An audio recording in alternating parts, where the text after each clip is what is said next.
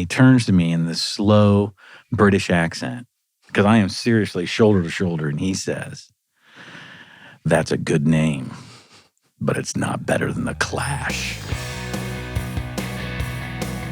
I don't know what year this is. Probably 81. Okay. And a guy sits next to me. Have I told you this story No, before? I haven't heard this one. Okay. Guy sits next to me, and his boot is swinging right in the rhythm of my boot. I look up. It's Joe Strummer. I go, what the hell? And he is drinking coffee. And so I asked him, I said, well, what do you got there? And I can't do an English accent. Our bass player, Greg, does them great, so I'm not going to try. And he said, I got some coffee with a spike. And the spike, I learned later, was Guinness. But in his coffee? Oh, yeah. Yeah. After the show. This is right after the show. Interesting. And so he's signing all these. He refused to sign a piece of paper. He was giving people autographed tattoos. So it was really cool. He was signing. He'd like lift up their shirt and do a cool Joe Strummer, The Clash cursive. And I was, of course, enamored with just the idea of, hey, move your shirt sleeve up so I can write right on you. Right.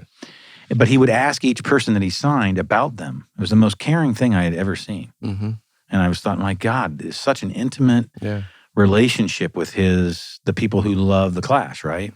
He said something to me like, do you want anything? And I said, no, but I have a question when you're done. He said, all right. So I was there for like a half an hour, just sitting next to him. Watching him. Yeah. Sign people. Yeah, sign people. So I said, yeah, I got one question. He goes, what's that?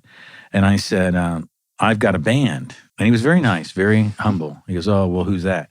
And I said, well, the name of him's The Toll. And he turns to me in this slow British accent, because I am seriously shoulder to shoulder, and he says, that's a good name, but it's not better than The Clash.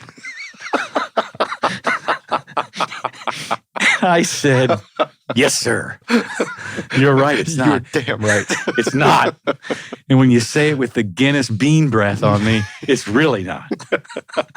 Anyway, I said, well, he said, what's your question? I said, my question is, how do I get started? How do I make it? And he says, oh, that's easy. You just go to the biggest badass city in the world and play till someone notices you.